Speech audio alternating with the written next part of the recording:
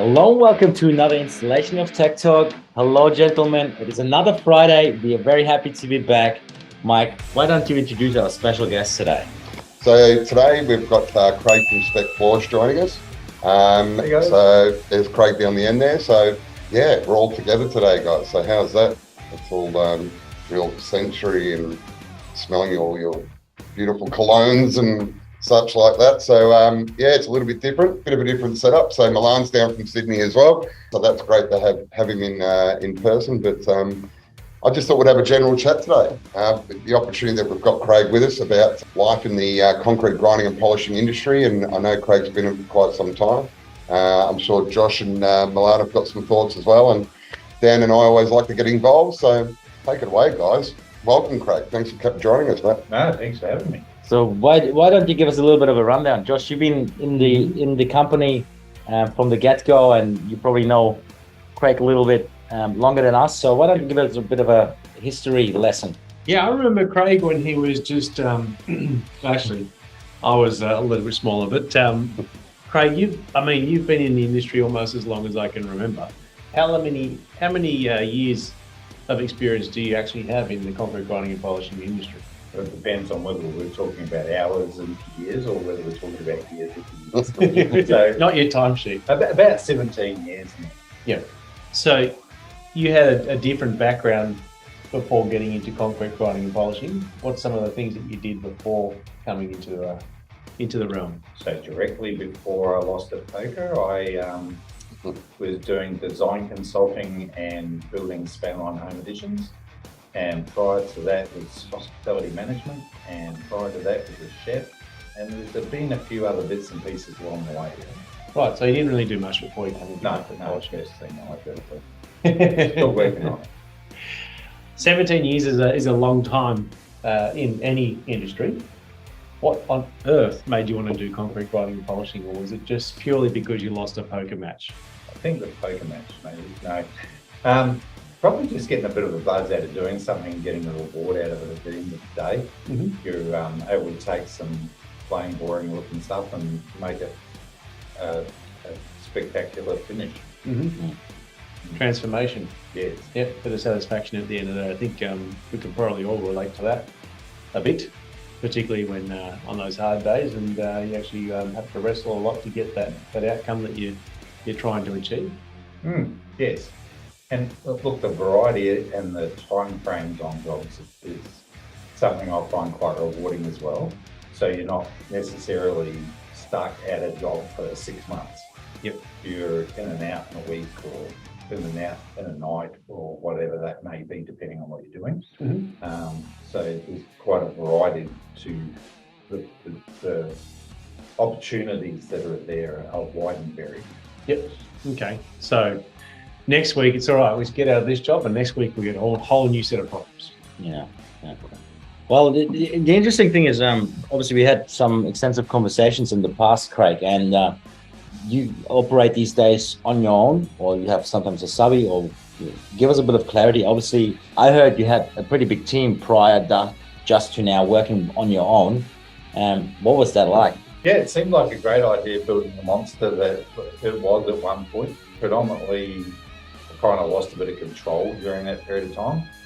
I felt the quality of what we were producing with so many staff became less than what I wanted to see out there.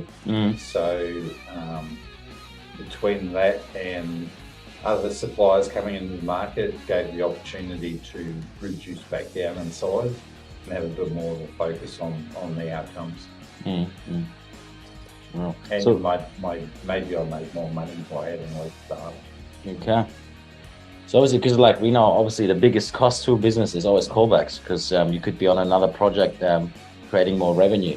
Yes, absolutely. So like, how do you found, obviously, when you said the quality wasn't to where you wanted it to be? What were the things that sort of held you back from getting that quality to that spec that you were looking for? I think a lot of the time, some of the guys I had working for me tended to think they could run a machine and view their phone at the same time, and therefore taking their eye off the prize, which was the floor. So obviously often you would see mistakes happening as you were going, and you'd be able to fix them if you didn't have your phone in your hand. Yeah. So very difficult when we were a business designed around a single operator on a site, rather than having 2 or 3 or 4 guys on each job. We'd have one operator, and it then becomes very difficult to police some of that stuff.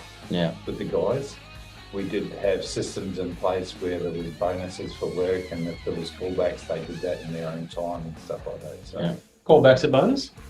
can't help it. Well, And when you're talking about multiple guys, Craig, I'd make the assumption that was mainly sort of commercial type work, or is that residential and commercial, or? A bit of a mixture. Yeah. I've always delved in both camps to some extent. I guess when we were full on operating, the majority of the work was domestic. Mm-hmm. So Craig, you've been in the industry for a long time, and what are some of the things on an industry kind of perspective that have changed since you first started versus now, and what are the challenges that you see in today's industry? Huh? Then versus now.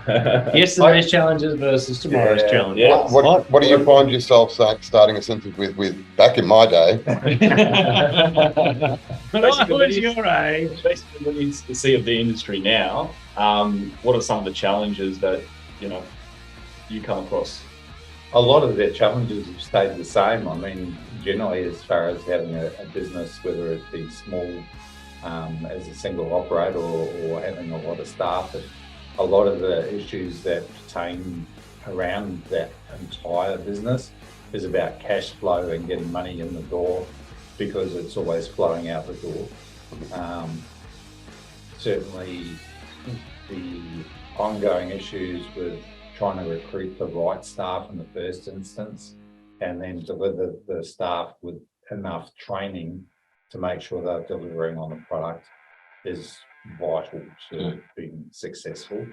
And it's an ever challenging situation, because often you get somebody that's actually quite good, and they'll start to think, well, if I'm getting paid $50 an hour for doing this, the boss is making $70 an hour off me, so why don't I go and do my own thing and make $70 an hour?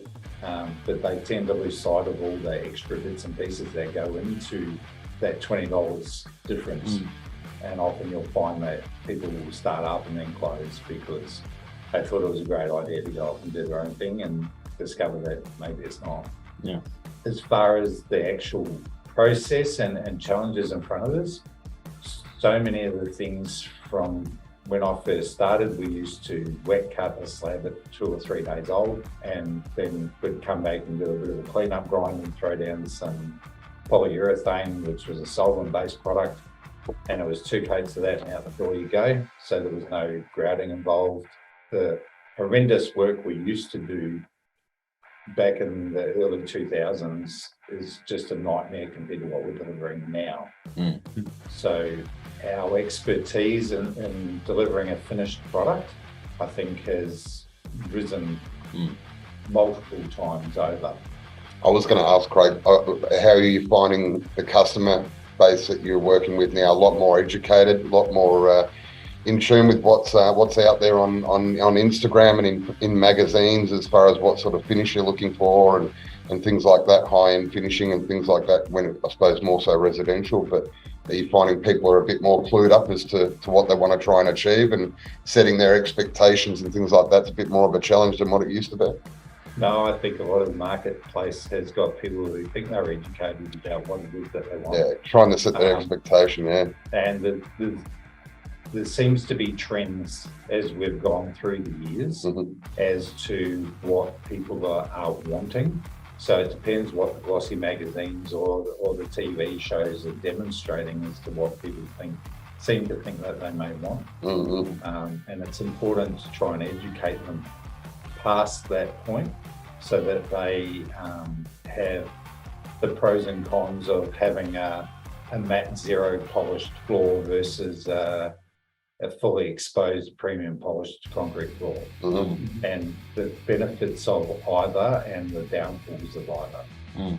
So everything's got its pros and cons, and it's important that people actually understand what they're trying to purchase off you. I've always tried to tell people I'm wanting to match the floor to the customer and what they're wanting to achieve out of their flooring.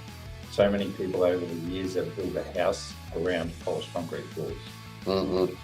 So it's important that we're talking with them about the things that they're wanting. And generally, if you speak to a lot of the ladies of the homes, as soon as you say, the more you polish it, the easier it is to clean, they go, that's what I want. Whereas aesthetically, a lot of people are going for a matte finish these days. Or a satin type finish, isn't it? Yeah. Is what they're dubbing it. Well, you were very kind the other day, Craig, and sent me a couple of nice photos of your recent project you just finished, which I'm gonna send to Liam to put up right now. They look like a really great floor, and I know over your experience over the last 17 years, as you mentioned, you said you've been through the ups and downs of business. From what I'm hearing, and from especially Mike and Josh here, sometimes when we talk about business, we always refer back to Craig from Spec Floors. He knows all his numbers, he knows every little bit of business to the smallest of things. And why don't we talk a little bit about what made you become so driven to knowing exactly what costs, where the costs lie and where you can improve? So what made you to steer in that direction? I guess probably some of my background in hospitality management and slightly more senior positions. Everything was spreadsheet based and profit driven. And in the food industry in particular, it's all about what does it actually cost to put a meal on a plate. So to me, there was never any difference to putting a meal on a plate to producing a polished concrete floor. You still need to know what all the ingredients are and what the cost on the plate is. And always looking at a return on investment. At one stage, I think I had probably over $2 million tied up in plant and equipment. And realistically, I wanted a return on that at a reasonable margin. If I'd taken $2 million and put it in the bank versus put it out there to try and turn some money, I want to make some more money than what I put off the bank. So in order to achieve that, it's like, okay, what's all the cost implications in trying to produce that floor? Because we are a manufacturer on a site. And that site changes from day to day to week to week. So every time we rock up to a job, it's not the same as it was yesterday or last week or last month or last year. The concrete industry, for example, has changed what they're putting into our concrete that we're having to finish. And there's always new challenges to come up with solutions for. So a lot of some of the bigger clients, part of my target was always to start off with looking at how I could manage my business and expand the business opportunities. And I felt that architects were out there specifying products. So I spent a lot of time a few years back going to architect meetings and hosting those meetings and producing, in those days, CDs, so they could all take a CD home with their specifications on and all the rest of it, which did come out into the marketplace that this is the specification you're going to do for polished concrete. So it's always been a marketing approach about, okay, if the business is this big at the moment and I want to invest more money and grow the business, how am I going to do that? So you can go to home shows, which I did in the early days, and you can market directly to the end user who's the mum and dad who are going to build a house. And, ooh, what's that? Oh, it's polished concrete. Okay, well, how do I get that? Or you can go to the architects and the builders and market to them. Then they're selling your product for you. So all of a sudden you're not having to deal with 57 phone calls to get 40 jobs. You're dealing with 3 phone calls to get 40 jobs or 100 jobs. Well, one interesting thing that we've discussed before, because I asked you for advice on a particular project that one of our customers had, And one very interesting thing, which I thought, and we don't think about these things. Not every project, even though it's the same finish, is going to have the same price, right? If you're pricing a floor at $120 at high gloss, how can we determine that without knowing what's the access like? How far am I driving? Any accommodation, things like all these things. And because obviously they're adding an extra implication to your process, that's got a cost. And you sound like you've worked all that down really nicely, which is great. Well, don't come to work to eat your lunch there. That's it.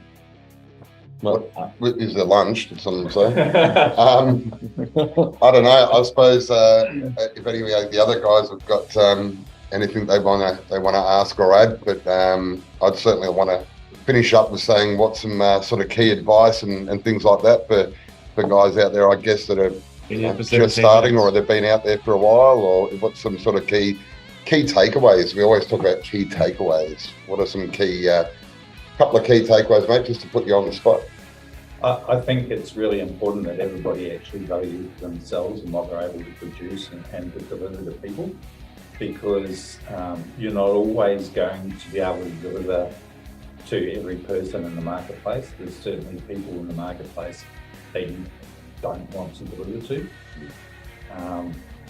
Expectations of people and picking your pitch point, I suppose, because somebody may have thoughts in their heads about what you may or may not be able to achieve, and then when you overpromise and underdeliver, you don't get paid. Mm-hmm. So I've always tried to work off a premise where I try to underpromise and overdeliver. I know some people have picked on me about website pitches and things, which are all taken off my phone. And generally, I try and pick the worst parts of the floor to take pictures of, generally, and put those up, because I want people to see real outcomes, not just the great glossy pictures as The Euro shots. Yeah, the money shots. We can all take money shots, but it's important to see the bits that aren't quite so good as well. Mm-hmm. So, and again, it's pick your customers. But you don't have to do work for every single customer. Some customers will cost you money. Yeah, good points. And, I think we do bring that up quite a bit, don't we? Setting expectations and things like that. So very, very important. What do you reckon, guys? Does anyone else want to pick Craig's brain? No, this water's nearly done and I'm thirsty. Thirsty for something a little different. Yes, absolutely. Normally we go our separate ways on Friday, but it's good that we can, have a drink together. Absolutely. I thought we were sitting at a bar. Just being recorded. Is there a camera here? Right. Righto, guys. See you next Friday. Thanks, Craig. Thanks, gentlemen. Thanks, Great Craig. weekend. Thanks, guys.